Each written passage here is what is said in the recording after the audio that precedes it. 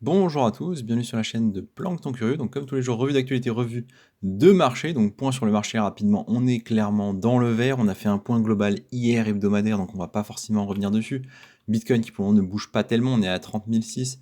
Donc bon, on parle d'une hausse de 0,5%, je pense pas qu'il y ait lieu de trop s'enthousiasmer. Ethereum, ça commence à décoller un peu. On voit ici plus de 2%, bon, à voir. On le sait et on l'attend, c'est la transition de la Bitcoin saison vers l'Altcoin season, qui serait du coup d'abord une transition vers Ethereum, c'est-à-dire qu'on aurait plus de capitaux vers Ethereum, on verrait un marché qui commencerait à être drivé par Ethereum, donc c'est quelque chose qu'on attend depuis déjà 2 mois et demi.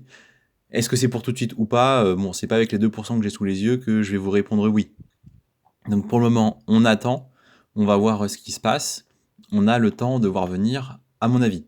Donc journée dans le vert, à suivre peut-être au niveau de The Graph et de Comp qui sont vraiment en train de performer. On a Filecoin aussi qui performe, mais évidemment, pour l'heure, c'est trop tôt pour vendre et, mon sens, trop tard pour acheter. Donc rien de plus à dire là-dessus. On va maintenant passer aux actus. Donc ça fait 2-3 jours qu'on n'a pas fait d'actu, depuis vendredi dernier pour être précis. Entre-temps, on a vu déjà que la SEC avait un petit peu fait chuter le marché, rien de très méchant non plus, en déclarant que les demandes d'ETF sur Bitcoin n'étaient pas adéquates. Donc on parle bien évidemment des demandes spot, qui sont bien évidemment les demandes importantes, celles qui sont nouvelles. Les autres nous intéressent moins. Je parle des trusts et des demandes d'ETF futures. Ça c'est moins intéressant. Par contre, les spots là, du coup, la SEC qui chipote un peu, qui euh, botte un peu en touche en disant voilà, il manque des infos. Par exemple, l'ETF de BlackRock, il n'avait pas nommé la plateforme avec laquelle l'accord de surveillance serait mis en place. Du coup, c'est pas un refus, mais c'est un attendez, la copie est à retravailler. Et ce qui va être très intéressant, c'est quelle est la réponse en fait des différents acteurs. C'est pas que le BlackRock, c'est tous les acteurs de la place. Et on voit qu'un certain nombre ont choisi Coinbase. Donc voilà, qui va vraisemblablement profiter de la situation. Coinbase, à le noter, ils ont depuis peu leur propre layer 2 avec Base, un token certainement dans les tuyaux. Donc tout ça à suivre, à se renseigner, je ferai certainement un dossier là-dessus dans peu de temps. À noter que parmi les fonds et entreprises qui ont choisi Coinbase, il y a Fidelity, il y en a d'autres, mais il n'y a surtout pas BlackRock. Vous voyez ici, BlackRock et ARK Invest n'ont pas encore donné leur réponse, donc c'est pas exclu qu'ils prennent Coinbase, mais ce n'est pas certain non plus. Et ce sera important, ça va certainement catalyser les prochaines dynamiques du marché. C'est-à-dire que il y a des chances que BlackRock dise oui, on prendra Coinbase, et si la SEC est d'accord, vous voyez, on peut avoir un enchaînement de bonnes nouvelles pour le marché et pour Coinbase. Donc à suivre avec grand intérêt dans les prochains jours, certainement que BlackRock va donner sa réponse sous peu.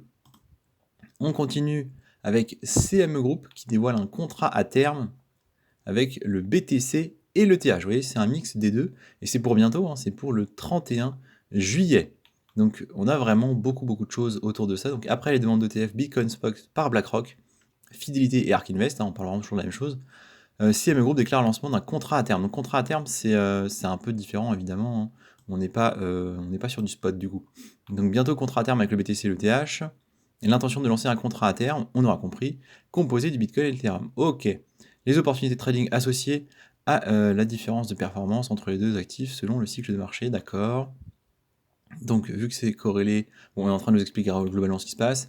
Avec la course aux ETF Bitcoin Spot lancée par BlackRock, chaque entreprise cherche à innover pour être la première à déployer des produits financiers. Concrètement, c'est ce qu'on disait il y a déjà un moment, BlackRock vient d'ouvrir les portes, vient de dire ok, c'est intéressant. Alors c'est pas vraiment une grande nouvelle, ça faisait déjà un moment qu'il y avait des demandes qui étaient faites, qui avaient été refusées, que ça s'était pas fait, etc., etc. Mais voilà, la BlackRock met un peu les pieds dans le plat, et c'est ce qu'on disait, tous les autres vont essayer de se positionner, soit de la même façon que BlackRock, soit avec des produits un peu différents. Et donc là, on va sur quelque chose qui va être sur des contrats à terme, donc on part un peu sur des options, des futurs, quoi.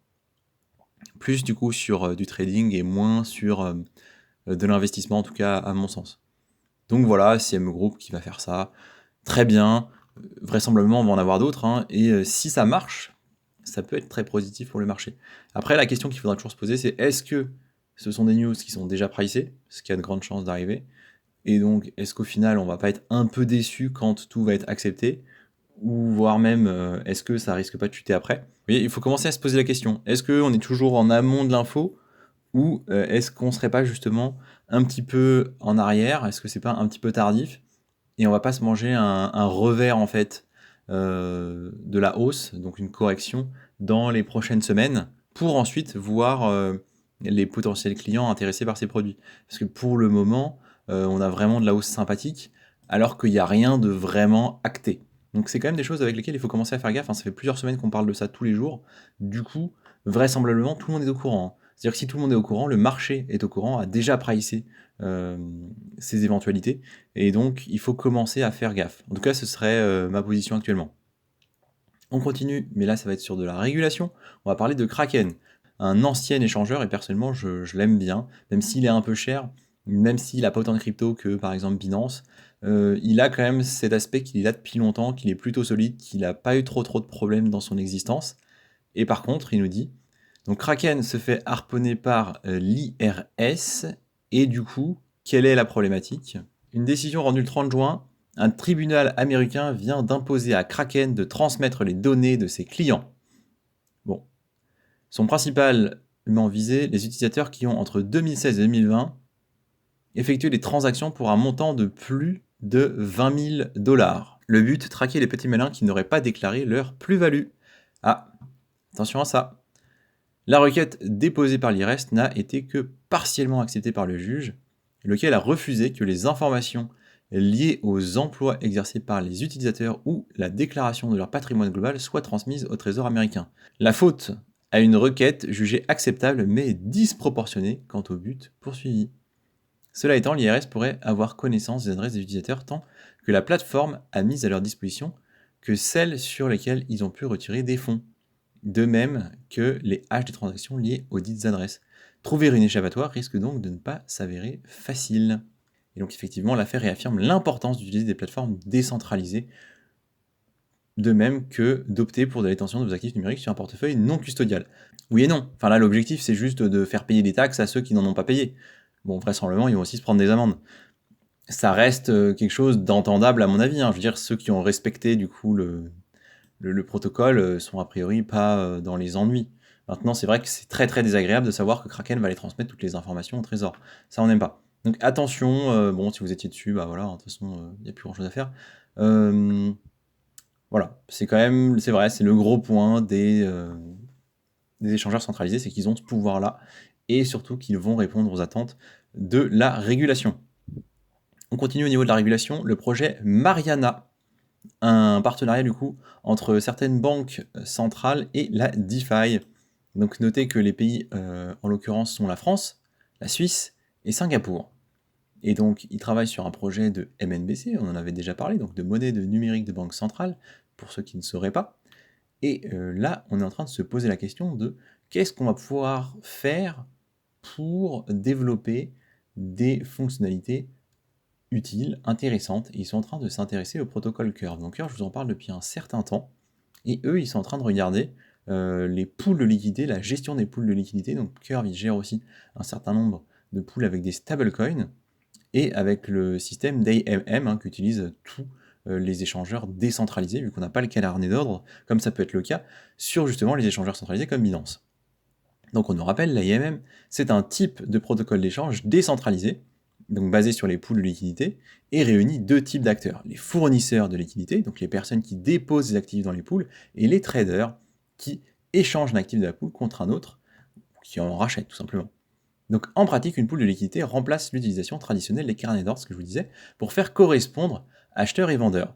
Dans ce modèle, le pool de liquidité serait formé par des banques commerciales, donc là on en vient à l'application des MNBC, donc les banques commerciales qui créeraient des énormes pools de liquidité avec toutes les devises impliquées dans le projet, donc ça peut être du Bitcoin, ça peut être des stablecoins, ça peut être du dollar, ça peut être de l'euro, etc., etc. Et donc dans le système envisagé par Mariana, donc le projet Mariana, les banques commerciales demandent la création ou la conversion en argent réel de la monnaie numérique et fournissent aussi l'argent nécessaire pour faciliter les échanges. Les banques centrales de leur côté contrôlent la création et la conversion de cette monnaie et gèrent son transfert d'un réseau à un autre. On garde du coup un énorme poids des banques dans le système. Ouais, c'est hyper centralisé, ce qui est tout à fait logique, et ça reste quelque chose d'assez peu, comment dirais-je? On a peu d'historique, hein, sur le fonctionnement des pools. On sait qu'il peut y avoir des risques assez importants. Je me demande vraiment s'ils vont mettre ça en place. C'est assez étonnant. Je ne m'attendais pas forcément à ce qu'ils fassent ça. Et on nous dit, Mariana pourrait intégrer l'AMM hybride HFMM de Curve 2, donc directement se servir de Curve 2, ça je sais pas. Celui-ci permet de gérer efficacement le slippage, qui est un problème de taille, effectivement. Quand on a des transactions de grande échelle sur les marchés des échanges, donc en fait le slippage, ça va être le coût, le delta que vous allez devoir payer entre ce que vous avez demandé et ce qui va vraiment se passer en termes de transactions. Donc ça peut effectivement avoir un coût, et plus la transaction est importante, et plus le coût peut être élevé. Et donc c'est notamment possible grâce à des mécanismes de concentration de la liquidité, donc le fait qu'on ait réduit le slippage. Et on nous dit, la BIS a précisé que la sélection de Curve 2 était uniquement à des fins expérimentales. Oui, attention à ça. Ce n'est pas une approbation du protocole ou des produits. Donc ce qu'on est en train de nous dire, c'est on est en train de regarder ce qu'ils font, mais c'est pas du tout dit qu'on devienne copains et qu'on travaille ensemble. Donc faut faire attention quand même, il va peut-être rien se passer sur Curve. Mais voilà, ça c'était un vrai point intéressant à mon avis. Et pour une fois, on a du détail sur ce qui pourrait se passer dans une MNBC, ce qui n'est pas vraiment le cas habituellement. Donc pour moi, un très très bon article, cet article-là. Bon, ça donnait un lien vers le AMM, mais on va pas y revenir. Et on va parler un petit peu de régulation, hein, parce que voilà, on continue. Donc on va continuer avec la réglementation, ici, plutôt en Angleterre, au Royaume-Uni, les crypto-monnaies et stablecoins adoubés. Donc en réalité, ça va plutôt être tout ce qui va toucher à la régulation, hein. Donc évidemment, renforcer le contrôle des régulateurs, garantir une responsabilité claire et une contribution démocratique transparente, supprimer les restrictions inutiles sur les marchés de gros, introduire les protections nécessaires pour les victimes d'escroquerie et établir des bacs à sable, donc des lieux de test et de création. Vous l'aurez compris, on parle bien évidemment d'encadrement, on parle bien évidemment de tout ce qui va toucher à la régulation. Et donc c'est une façon aussi pour le Royaume-Uni de venir s'aligner sur MiCA, ou en tout cas avoir sa propre version d'une réglementation qui prendrait place sur CTR. Voilà, c'était intéressant de savoir que eux suivaient également. On continue au niveau de la réglementation, vous aurez compris, c'est la grosse thématique de la journée, avec la Corée du Sud, hein. Ça fait 1 an que l'effondrement de Terra Luna a eu lieu. En conséquence de quoi, ils ont tiré quelques conclusions et ont commencé à mettre en place certaines formes de réglementation, notamment avec la principale idée de protéger les investisseurs. Effectivement, c'est une bonne idée, hein, je trouve que c'est pas mal. Ils ont du coup dedans 19 projets de loi pour réguler différents types d'acteurs du domaine, et c'est uniquement sur le territoire coréen. Voilà. Pas grand chose de plus à dire, après on nous parle de l'enquête de Do Kwon, mais c'est pas ça qui va nous intéresser. Et du coup, ça va conclure notre vidéo. C'est-à-dire qu'on va pas aller voir de graphique, et là je pense qu'il n'y a pas trop d'intérêt. On aura essentiellement parlé d'ETF et de réglementation parce que ce sont les gros sujets actuellement, et on reparlera prochainement de Base à mon avis. Il y a des choses à dire, et peut-être un avenir radieux pour Coinbase, hein, si elle est vraiment prise comme support pour tout ce qui va être ETF crypto. Voilà, c'est tout ce que je voulais vous dire pour aujourd'hui. Merci de m'avoir écouté, et je vous dis à la prochaine pour une autre vidéo.